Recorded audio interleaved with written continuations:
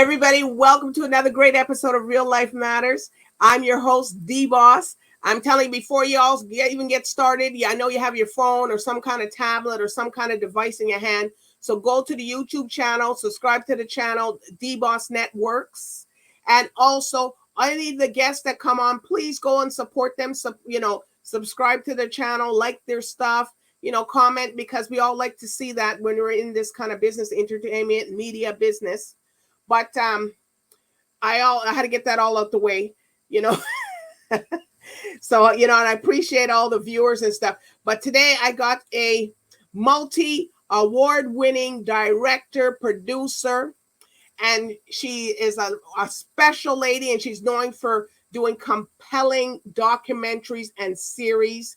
Her films and her series have already been on CBC, TVO, HBO, ABC, CBC, YouTube, CBC, the documentary channel, PBS, ITV's, Discovery Channel, HGTV, History, and on all other channels. And now, of course, it's going to be on here at Real Life Matters. We're going to be seeing her, but she has she's very well savvied. She knows her stuff.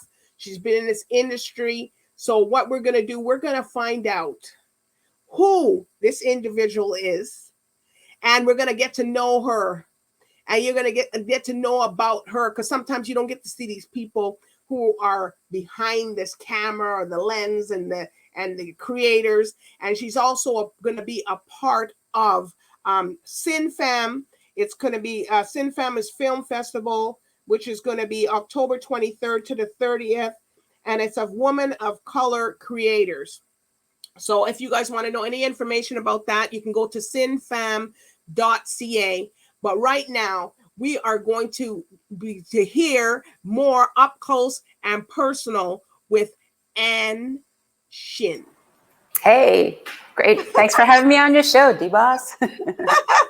How are you? I'm really well. How are you? I'm good. I was just saying, can you tell everybody where you come from and Shin, where your background and stuff? Because we always like to hear that. Okay, go ahead. So I live in Toronto, and I'm of South Korean parents. So I'm of Korean heritage, but I was born and raised in Canada, and I work a lot in LA as well as in Toronto. So you have two residents, or you just go down there? We have an office in LA, but just a residence in Toronto. Yeah. And then wherever I lay my head down, you know what I mean? Well, everybody's always in LA. Everybody likes to be over there. Yeah. Lots going on there. And where are you, DBoss? I'm in Toronto. Oh, awesome. Yes. We're in the big so we could be sitting down at we could be sitting down at a cafe doing this. Well, it's true. I could be anywhere. I could be anywhere. I could be down on the beach, but not right yet. Yeah. Next summer. Yeah, well, or you can have summer early if you go to the Caribbean. Yes. Yeah, I would love that. Yeah. So can you tell everybody who is Shin? Who are you? I like to write and I like to make films. And so I've done a number of documentaries like My Enemy, My Brother, which was nominated for an Emmy and shortlisted for an Oscar. The Defector Escape from North Korea was a film that won 3 Canadian Screen Academy Awards. And my latest film, Artificial Immortality, it opened at Hot Docs Film Festival, and it's playing at Cinefam, as well as Calgary International Film Festival and Busan International Film Festival in a week, Warsaw International Film Festival again next week, and the French premiere in France is Paris Science Film Festival.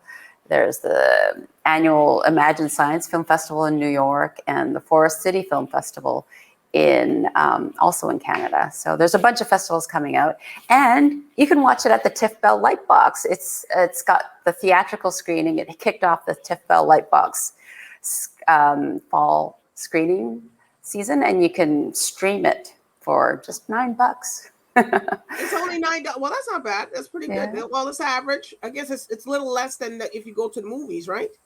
Yes, it is. It's a lot less. Yeah. So it's called Artificial Mortality, and that's a film about the latest in AI and biotech and how we can create clones of ourselves.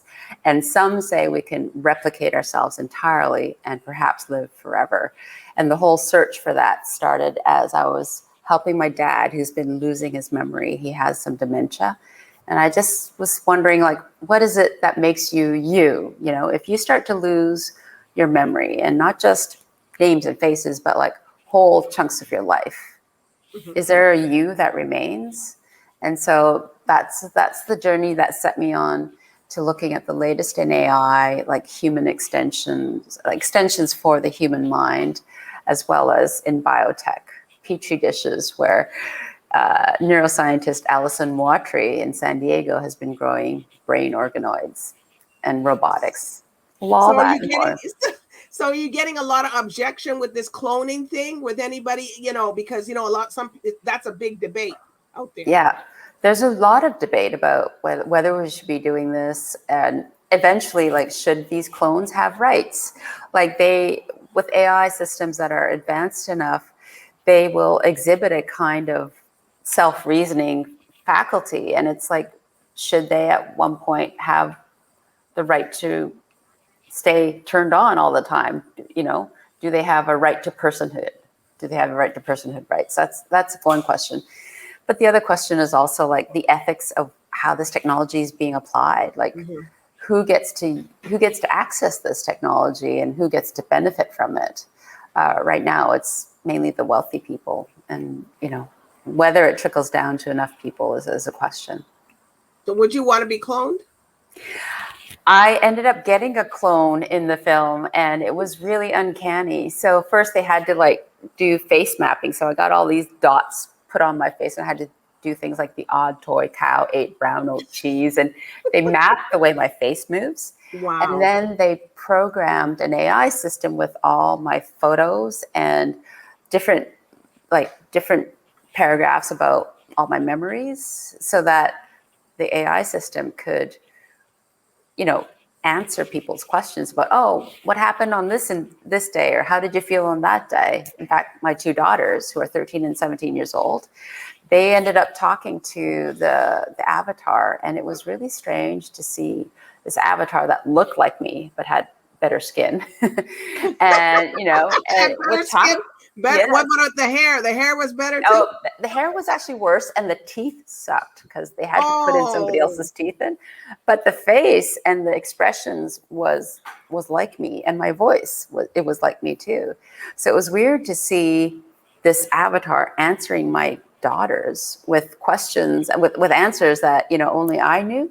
So it was like a disembodied experience. It was very strange. So when you watched yourself, you must have said, wow, is that how I look to the world? Yes. Like, I didn't realize I had that many, you know, beauty marks and things until I saw it picked the up avatar. all that? It picked up all that stuff on your face? Oh, yeah. Oh my all gosh. Of that. Yeah. So did you have foundation and stuff on before you went and did it, or not really? No, I should have thought of that, right? Thought it before. You should have been handling me, DBoss. I would have done it right. I would have had my eyebrows done and everything. Yeah, I know. I didn't. So yeah, it's all me and my scars and everything. I'm going to do my natural me. Yeah. So can you get it redone, or is it cost more to do it again? It costs more. And frankly, you know, 10 years from now, I'll be like, oh, that looks pretty good, right? But yeah, there's a lot of people doing it. Like Deepak Chopra has his own clone called Digital Deepak. Richard Branson has his clone.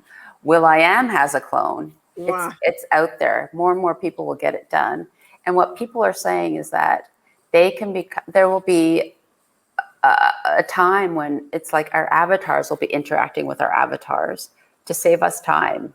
So if you're a lawyer and you take on clients for $500 an hour, but there are people out there who have questions that are like pretty basic, like how to do a small claims court thing. Yeah. You could actually get an avatar of yourself, and their time, the avatar's time, could be charged at $50 an hour for these run-of-the-mill questions. And you wouldn't be bogged down with these run-of-the-mill questions. The avatar would answer that person's questions at a much cheaper rate. And so that's just a concrete example of how there might be more use of our clones and avatars just in social interactions. So they become a whole other layer of social interaction. So I mean, the filmmaking, I wonder if you could use it for that, but that'd be a little, I know. That's a good question. There are AI systems putting films on YouTube now, and it's crazy because some of them are really surreal, and some of them are made for Wow. kids, and the kids can't tell the difference. So our kids are watching these strange, like robot-made YouTube shows, and some of them just get addicted. Like there was one about a disembodied hand. That's like the hand family. Here's the dad, here's the mom, kids, and everything, and it's like a hand family. And then suddenly it like ends up plopped in the middle of an amusement park and stuff, and all these weird things happen to it. And we were watching it, and it was the kind of thing that a human mind wouldn't have created, the way the story unfolds. So, yeah, AI systems are creating movies right now as we speak, and it's warping our kids' minds. And you're a filmmaker.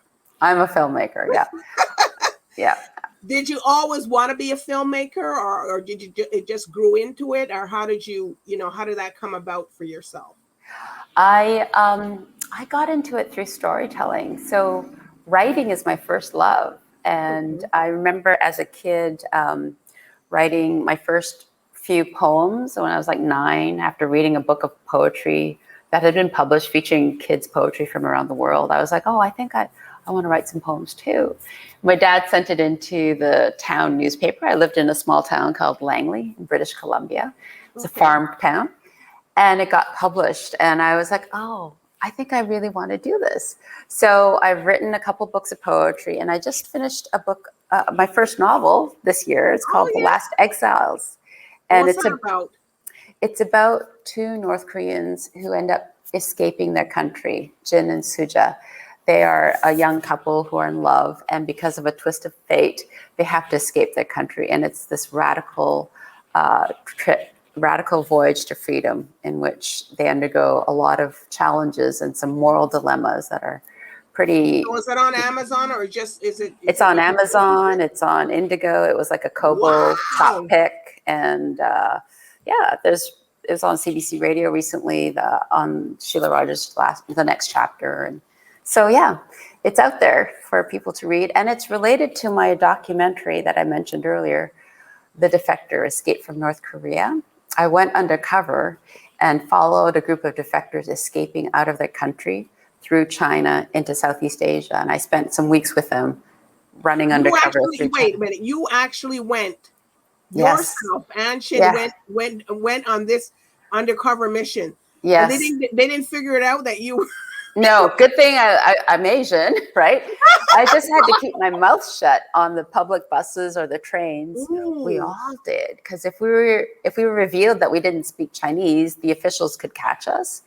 And for me, it might have been like a big hassle to get myself cleared. But for the North Korean defectors I was traveling with, that would have meant being deported back to their country and being thrown into prison camps. So the stakes were quite high, and I did this. So how did you get away with not speaking Chinese? We worked with a guide, a human smuggler who called himself Dragon. He had, one of those slick kind of tracksuits that are a zip-up tracksuit with 3 cell phones. And I don't know if you trust anyone with more than 1 cell phone, but this guy had 3.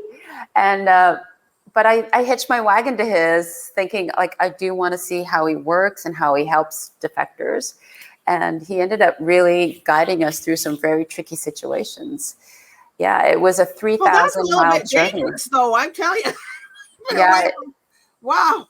Yeah, that's a little. I don't even know if I would do that. That's would have got caught. Gee. Yeah. I did it a few years ago when I was younger and more foolish. But also, like with anything, when you take risks, it's always a calculated risk. And if you do your research and find out where the vulnerable points are in this risk that you're undertaking, then you're informed, and you can just weigh the odds and act accordingly. And I had researched it well and talked with this defector and the broker and a bunch of other people who had done the route. And I knew that chances were fairly good that we could make it through fine with this broker who had done this many times. I don't know if I would have did that one. I give you kudos for that because I wouldn't have did it. It was really so worth it though, DBoss. Like I got a sense of what the underground is like in China. I met women working in karaoke bars as call girls who were North Koreans. They had no status. They had to work as escorts because a lot of North Korean women are trafficked into the sex industry in China. Wow, sex so I met these people, and I So couldn't what have was met. your job that you did as the undercover, you know, so that you would stay undercover while you were? I was just traveling with them. I had a little small DSLR camera that I was using, and I had a knapsack. So I just kind of looked like a tourist. But that's how we did it. That's how we filmed it, with small DSLR cameras. And the soundman, who normally works with a boom microphone, he actually worked with a little Zoom recorder, which looks like a Walkman. And he would just have it in his pocket and stand next to the people who were speaking while we were escaping. And that's how we got the audio of, while we were doing this undercover doc. Well, inside the safe houses, we could actually use microphones. Oh, okay. Okay. And none of the other people really knew that you were undercover? So the defectors that I was traveling with, they all knew who I was. I had, we sat down over bowls of congee. Do you know what congee is? No, what's that? Tell everybody. It's rice porridge, and it's a savory dish, in fact. So I don't know. It might be kind of like polenta or something. It's rice porridge, and there'll often be some meat sliced over it or some egg or something. You can get it in Chinatown. Okay. But we sat down to bowls of that, and we were sitting and talking, and I gave them my story and said I really thought that what they were doing was important to share with the world. And if they wanted to share their story with the world, I'm a documentary filmmaker. I can, take your interview and put it into a film that gets distributed around the world.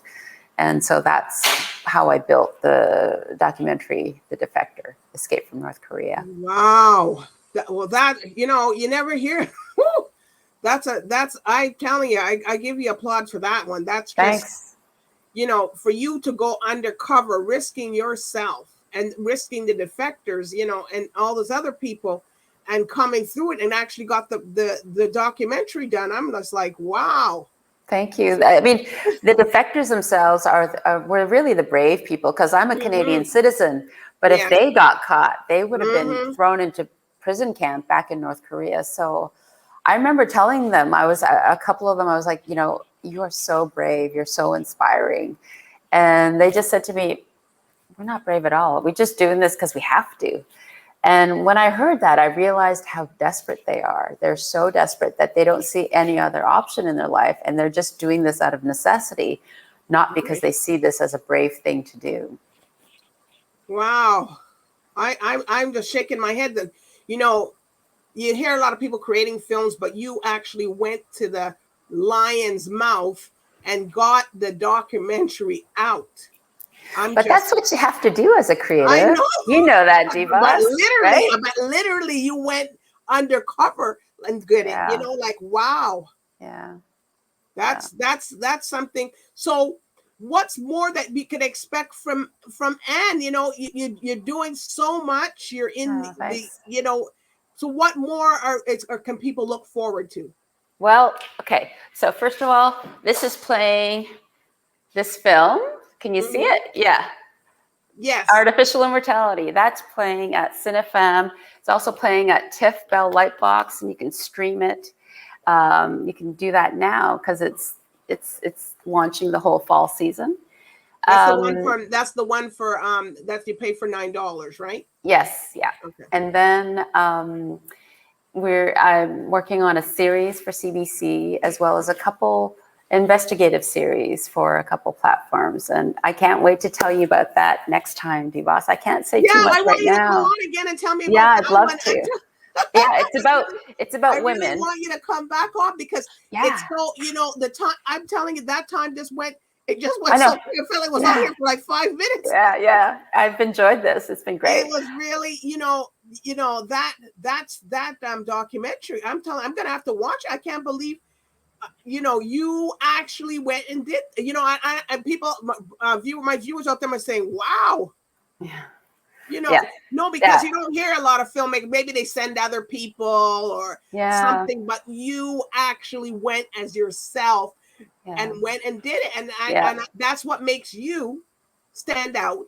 Oh, thanks. What area you do, you know, because for you to do that, you had to have that envision. You had to, you know, say, you know what, I'm just going to go up.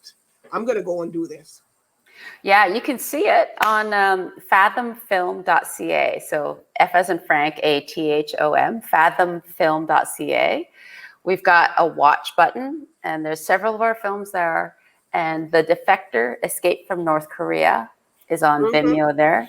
You can go through other portals. It's on Vimeo and it's on YouTube and other places. But if you come best there, to go there and you see it. And then you can make the comment, hello people, and make the comments and tell her, and you saw it here, or else I'm coming over wherever you are. I'm coming. Well, I'm already in your house. So. Yeah, you got to reach out through the screen. You got to reach out to the screen. Yeah, hey, with that clone, I'm going to get them to make a clone of me. Yeah, no clone will live up to you, but you know, we'll certainly try. Yeah, to you. But you know, it's been a pleasure having you. You know, I enjoyed this. You know, it was a pleasure having you come on and just telling people this. I'm telling you, you know, I didn't even realize it was going to be like this, and you got so much more to tell. Yeah, and I'm going to come on again when you've got 5 minutes to spare. You have to come. I want to see more of Anne Shin, and I want to hear about the other stuff. Yeah. And you know, and then you could probably maybe, you know, just you, or you could bring some of the other people in, and I want to see how that clone looks like. Yes. Yeah. Yeah. You can see that in the film. Prepare yourself for that one. Yeah. But you know, just stay around after. Don't come off. When I close out, just stay for a minute. Yeah. But everybody, I do want to thank you and Shin. You know, you guys, you heard it here. This is a fantastic, real life matters. Filmmaker, producer. You could say she's an actor too, because she had to go in there and act the part. But you know, I do want to thank everybody for tuning in tonight. And there's going to be more. You're going to see more of Anne Shin on Real Life Matters. So you guys just stay tuned. So good night. So bye for now. Bye.